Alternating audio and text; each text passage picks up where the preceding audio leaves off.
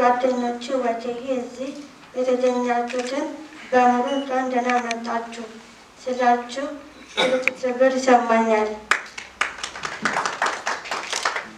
ብቸኝነትን የሰው ልጅን አቅም የሚያዳክም ቢሆንም እኛ ግን በአንድነታችን እና በእኛ ታዛዥነት ይህንን ግድግዳ ማፍረስ እንችላለን። የዘንድሮ መሪ ቃል እንደሚያሳስበን ማንንም ሰው በልዩነቱ ምክንያት ብቻውን መሆን የለበትም። እኛ መግለልን ሳይሆን መታቀፍን፣ መለየት ሳይሆን መተቸትን እንፈልጋለን። ይህንን ትርጉም ያለው ቀን ላደረጋቸውና ለእኛ መብትና እኩልነት ሌቴ ቀን የሚደክመው ፍቅር ኢትዮጵያ የአእምሮ እድገት ስንነት ብሔራዊ ማህበር ጥልቅ ምስጋናን አቀርባለሁ። ማህበሩ በፈጠረልን እድል ዛሬ ድምፃችን ጎልቶ እንዲሰማና በማህበረሰቡ ዘንድ እንድንታይ አድርጎናል። ለዚህ ማህበራችንን ከልብ እንወደዋለን። ለቤተሰቦቻችን፣ ለመምህራኖቻችን እና ለጓደኞቻችን እናንተ የጥንካሬያችን ምንጮች ናችሁ። በፍቅሮቻችሁ ብቸኝነትን ታስወግዱናላችሁ። በእኛ ስታምኑ እኛ በራሳችን ላይ ያለን እምነት ይጨምራል። ዛሬም እንደ ትላንቱ አብራችሁ እንድትቆሙ እንጠይቃለን። በመጨረሻም ልዩነታችን ውበታችን ነው። ሁላችንም ለሀገራችን የምናበረከተው የራሳችን ድርሻ አለን። እጅ ለእጅ ተያይዘን ብቸኝነትን በማሸነፍ ሁሉም ሰው በእኩልነት የሚታይባትና የሚከበርባትን ኢትዮጵያ በጋራ እንገባ። አመሰግናለሁ።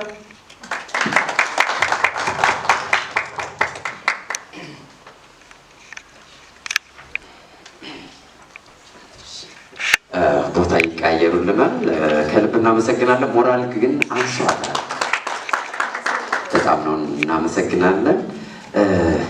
ከዚህ በመቀጠል እንግዲህ የፍቅር ኢትዮጵያ ፕሬዝዳንት እንዲሁም ደግሞ ስፔሻል ኦሎምፒክ ኢትዮጵያ ፕሬዝዳንት ኢንጂነር ተራ በተራ ሀሳባቸውን ትገልጹልናላችሁ። ትርሲትም የምትለው ይኖረናል። አሁን አብራችሁ ቆዩ። በጣም እናመሰግናለን። በድጋሚ እኔም ይቅርታ ጠይቃለሁ አርፍደን በመጀመራችን። እንግዲህ ዛሬ የምንወያየው ወይም ደግሞ ለእናንተ መልእክት ልናስተላልፍ የፈለግነው የዓለም አቀፍ የዳውን ሲንድሮም ቀን እንዴት ይከበራል፣ ለምን ይከበራል፣ እንዴት አብረን ማክበር እንችላለን የሚለውም መልእክት የያዘ ይሆናል።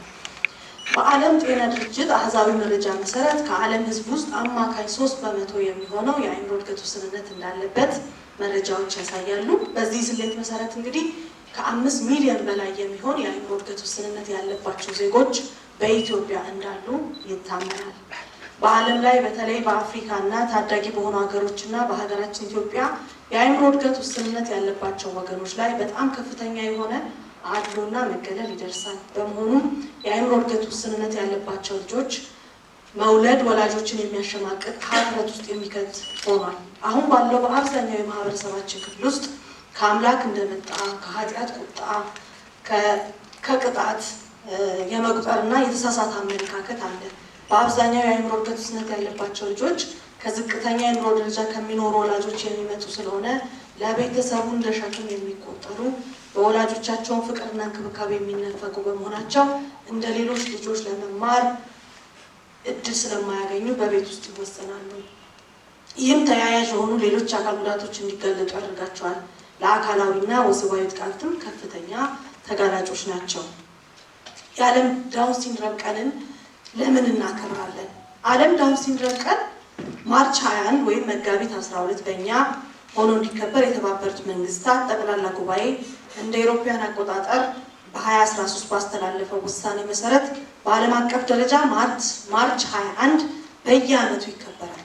ይህም በዓለም ለ15ኛ ጊዜ በኢትዮጵያ ደግሞ ለ11ኛ ጊዜ ከመጋቢት 4 እስከ 6 በተለያዩ ስፖርታዊ እና አካታች ማህበረሰባዊ ፕሮግራሞች በደማቅ ይከበራል። በዚህ ዕለት በመላው ዓለም ያሉ ዳውን ሲንድሮም ያለባቸው ወገኖች ከቤተሰቦቻቸውና የስራ አጋሮቻቸው ጋር በጋራ በመሆን ለህብረተሰቡ ግንዛቤ የሚፈጥሩ ተግባራትን በመስራትና ዳውን ሲንድሮም ያለባቸው የህብረተሰብ ክፍሎች መብት መከበር በማናቸውም መስኮች የመካተትና ስለ ደህንነታቸው መጠበቅ በአንድ ድምፅ በመላው ዓለም በማሰማት ይከበራል።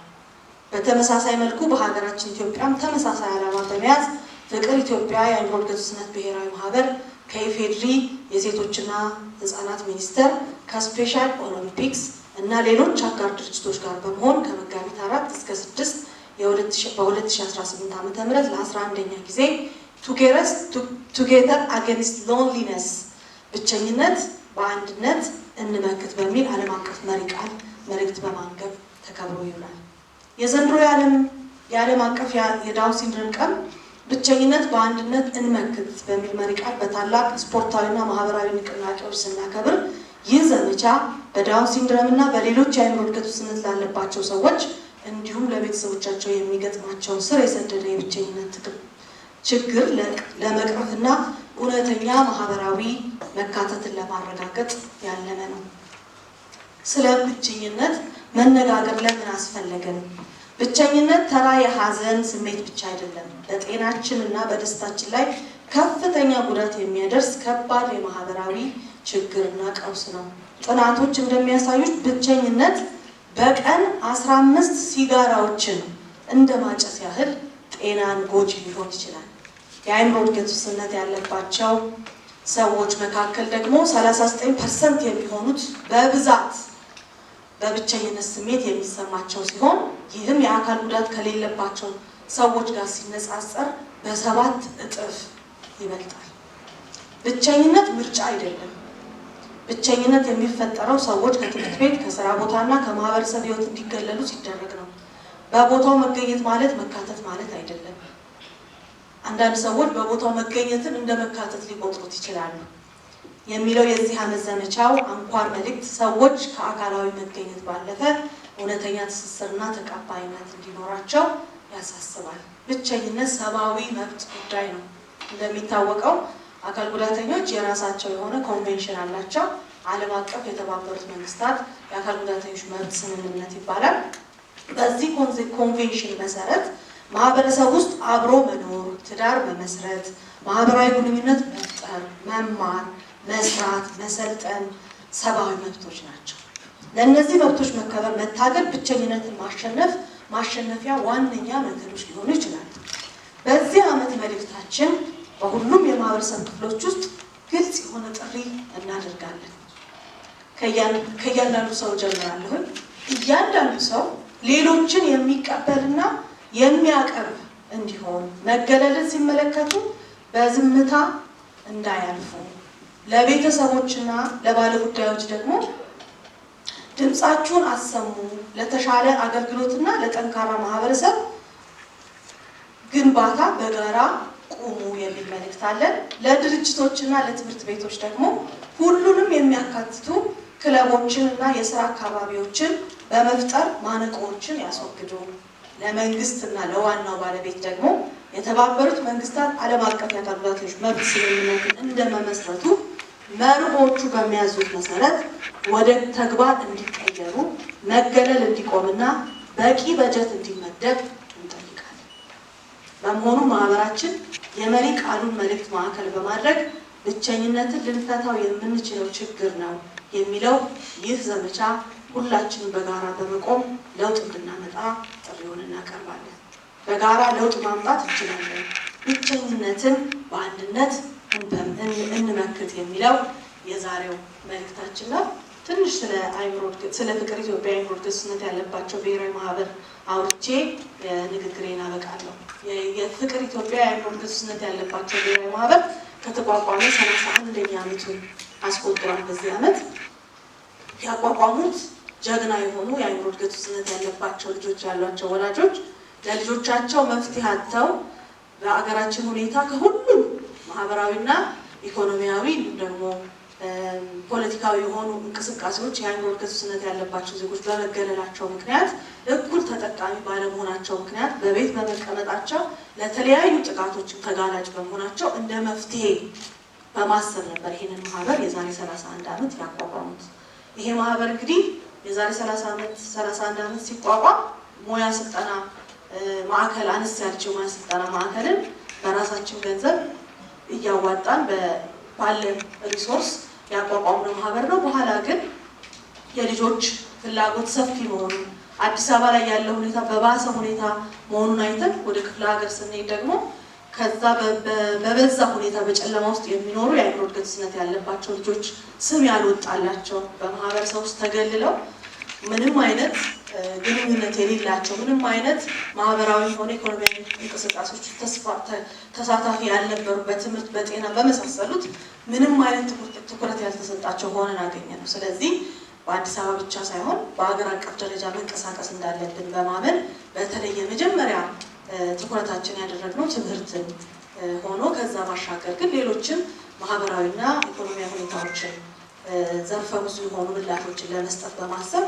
እንደ ንቅናቄ በሀገር አቀፍ ደረጃ አድርሰናል ማለት ነው። ስለዚህ አዲስ አበባ የመሰረትነውን ወደ ተለያዩ ክልሎች በማስፋት አሁን ወደ 19 ከተሞች ላይ እንዲሁም ደግሞ በሀገር አቀፍ ደረጃ 15,000 በላይ አባላቶችን በማፍራት አዲስ አበባ ላይ የሰራነውንና ውጤት ያገኘንባቸውን ስራዎች ወደ ሌሎች ክልሎች ኮፒ በማድረግ ስራዎች እየሰራ እንገኛለን። በኢትዮጵያ ለመጀመሪያ ጊዜ የልዩ ፍላጎት ትምህርትን በተሻለ በሰርተፍኬት አስተማሪዎች እየሰለጠኑ ትምህርት እንዲያገኙ የማስቻል ስራዎችን 2 ትምህርት ቤቶች ብቻ ልጆችን ያውሉ የነበረውን ወደ 21 ትምህርት ቤቶች አሁን አዲስ አበባ ላይ የማድረስ እና አዲስ አበባ ላይ ያሉ ትምህርት ቤቶችን በሙሉ ኮፒ እያስደረግን ወደ ተለያዩ ክልሎች ትምህርት ተደራሽ መሆን እንዲችል ልጆች ከታሰሩበት ገመድ እየተላቀቁ ወደ ትምህርት ቤት መሄድ እንዲችሉ ወላጆች ለልጆቻቸው መቆም እንዲችሉ የተለያዩ ፕሮግራሞችን በመቅረጽ እየሰራ እንገኛለን። ከረንትሊ ደግሞ የተለያዩ በሙያ ሰልጥነው በሰለጠኑበት ሙያ የልዩ ፍላጎታቸው ተጠብቆ የተለያዩ ገቢ ማስገኛ የሚያገኙበትን ከወላጆቻቸው ጋር ሆነው መስራት የሚችሉበትን ሁኔታ እያመቻቸን እንገኛለን። ጎን ለጎን እንግዲህ ብዙ ጊዜ እንደዚህ አይነት ከንግግር የመጀመሪያ ላይ እንዳልኩትም እንደዚህ አይነት ልጆች ሲወለዱ ቤተሰብ ይበተናል። ብቸኛ እናቶች ልጆቻቸውን ይዘው በጨለማ የሚያለቅሱ ብዙ እናቶች አሉ። እናቶችን ቅድሚያ በመስጠት ኦፍኮርስ የማህበራችን አባላት አብዛኞቹ 88% ሴቶች ናቸው። ምክንያቱም ያው እንደምታውቁት ብዙ ጊዜ እንደዚህ አይነት የቤተሰብ ጉዳዮችን ተሸክመው የሚሄዱት ሴቶችም ስለሆኑ ማለት ነው። ቅድሚያ ለብቸኛ እናቶችና ለድሃ እናቶች ቅድሚያ በመስጠት በኢኮኖሚ ማሻሻያ ፕሮግራሞች ከመንግስትም ሆነ ከመንግስታዊ ካልሆኑ አካላት ጋር በጋራ በመስራት ልዩ የሆነ ድጋፍ እንዲያገኙና ህይወታቸውንም ራሳቸውን እንዲቀዩ ቤተሰቦቻቸውንም እንዲያግዙ የማድረግ ስራዎችን እንሰራለን። እንደምታዩት ደግሞ እንደነ ቅድስት አይነት ስለ ራሳቸው መናገር የሚችሉ ወጣቶች ሁሌ ቤተሰብኛ ብቻ ቆመን አንጨርሰውም። ነገር ግን እነሱም ስለመብታቸው ባለቤቶቹ ባለጉዳዮቹ እነሱ ናቸውና መናገር እንዲችሉ የሰልፍ አድቮኬሲ ወይም ደግሞ ስለ ራስ ተሟጋች የመሆን ስልጠናዎችን በመስጠት ይህንን እንግዲህ ከስፔሻል ኦሊምፒክስ ጋር ከአትሌቶቹም ጋር ጭምር አብረን የምንሰራው ስራ ነው። እሱን እያደረግን ስለ ራሳቸው መብት ተናጋሪዎች እንዲሆኑ መብታቸውን የሚጠይቁ የማድረግ ስራዎችን እየሰራን ነው። አንዷ ውጤታችን እንግዲህ ቅድስት ናት ማለት ነው። ይህ ስራችንን እንግዲህ በአፍሪካ ደረጃ ካሉ ከተለያዩ የኛ አይነት አጋሮች በዓለም አቀፍ ደረጃ ካሉ ከኛ አይነት አጋሮች በቤተሰብ ከተመሰረቱ ማህበራት ጋር በመገናኘት የዓለም አቀፍ ተሞክሮንም የአፍሪካንም ተሞክሮ በመያዝ ልጆቻችንን በአገራችን እኩል ተጠቃሚና ተሳታፊ የማድረግ ስራዎችን እንሰራለን። በዚህ ስራ ውስጥ ስንሰራ እንግዲህ ትልቁ ማነቋችን ግንዛቤ ነው። ግንዛቤ ማስፋት የሁሉ ነገር ቁልፍ ነው ብለን እናስባለን። ስለዚህ አንዱ መሳሪያችን የሚሆነው የዓለም አቀፍ የዳውን ሲንድሮም ቀን ነው። ባለፉት 11 ዓመታት በኢትዮጵያ ስናከብረው ቆይተናል። ወደፊትም እናከብረዋለን። ብዙ ውጤት አግኝተንበታል። አንደኛ ማህበረሰቡን የምንደርስበት በማህበረሰብ ውስጥ እኩል ተጠቃሚና ተሳታፊ የሚሆኑበትን እድል የምናመቻችበት ይሆናል። ሁለተኛው ደግሞ ግንዛቤ በመፍጠር ብዙ ልጆች ታስረው በቤት ያሉ ወላጆች በማወቅም ባለማወቅም ልጆቻቸውን ደብቀው ያስቀመጡ፣ አንዳንድ ጊዜ ደግሞ አገልግሎት ባለማወቅ የእኛ ልጆች ወጥተው ተምረው ሰልጥነው መድረስ የሚፈልጉበት ደረጃ ይደርሳሉ የሚለው ግንዛቤ ባለመኖሩ ምክንያት ብዙ ልጆች ህይወታቸው በጨለማ ውስጥ ይሆናል እና እነዚህንም ልጆች ለማውጣትና የማህበረሰቡን ግንዛቤ ለመቀየር የዳውን ሲንድሮም ዴይ እንጠቀማለን። በድጋሚ ጥሪያችንን አክብራችሁ እዚህ ስለተገኛችሁ ከኛ ጋር ስለሆናችሁ ይህን ደግሞ ለማህበረሰቡ ለማድረስ ፈቃደኛ ሆናችሁ ስለተገኛችሁ በልጆቻችን ስም በፍቅር ኢትዮጵያ የአእምሮ ውስንነት ያለባቸው ብሔራዊ ማህበር ስም በወላጆች ስም ልባዊ ምስጋና ማቅረብ እወዳለሁ። አመሰግናለሁ።